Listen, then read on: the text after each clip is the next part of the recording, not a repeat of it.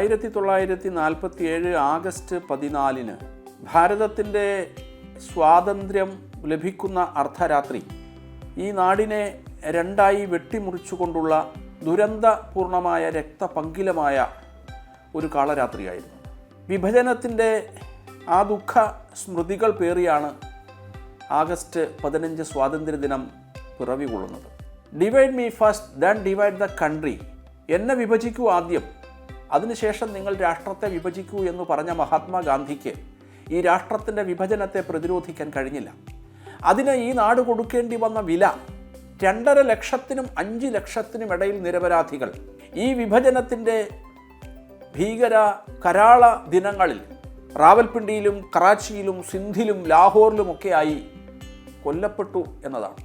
കോടിക്കണക്കിന് ജനങ്ങൾ അവരുടെ ജീവൻ കയ്യിലെടുത്തുകൊണ്ട് പലായനം ചെയ്യേണ്ടി വന്നു.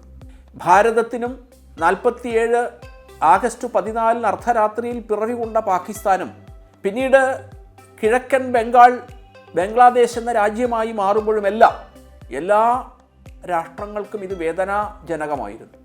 വർഗീയ ഭീകരവാദം ഒരു രാജ്യത്തിൻ്റെ ജനകോടികൾക്ക് നേരെ ഉണ്ടാക്കിയ ആക്രമണം, പരിക്ക്, അത് ലോകത്തിന് മുഴുവൻ പാഠമാകേണ്ടതാണ്. നിർഭാഗ്യവശാൽ സ്വതന്ത്ര ഭാരതത്തിലെ പല രാഷ്ട്രീയക്കാരും ഈ വിഭജന പ്രവണതകളെ പ്രോത്സാഹിപ്പിക്കുന്ന അവസ്ഥയിലാണ്.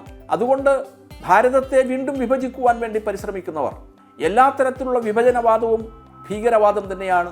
ഈ ഭീകരവാദം രാഷ്ട്രത്തിലെ നിരപരാധികളായ ജനങ്ങൾക്ക് ദുഃഖവും ദുരിതവും സാമ്പത്തിക നഷ്ടവുമൊക്കെയാണ് ഉണ്ടാക്കുന്നത്.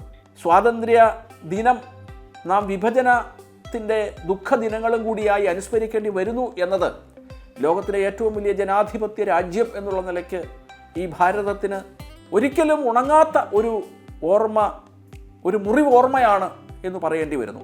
ഈ ആഗസ്റ്റ് 15 സ്വാതന്ത്ര്യ സുദിനത്തിൽ അഖണ്ഡ ഭാരതത്തിന് വേണ്ടി ഭീകരവിരുദ്ധമായ ചിന്തകൾ പ്രചരിപ്പിക്കാൻ വേണ്ടിയുള്ള ആ ഒരു സുദിനമായി മാറട്ടെ നമ്മുടെ സ്വാതന്ത്ര്യദിനം എന്ന് പ്രാർത്ഥിക്കുകയാണ്, ആശംസിക്കുകയാണ്.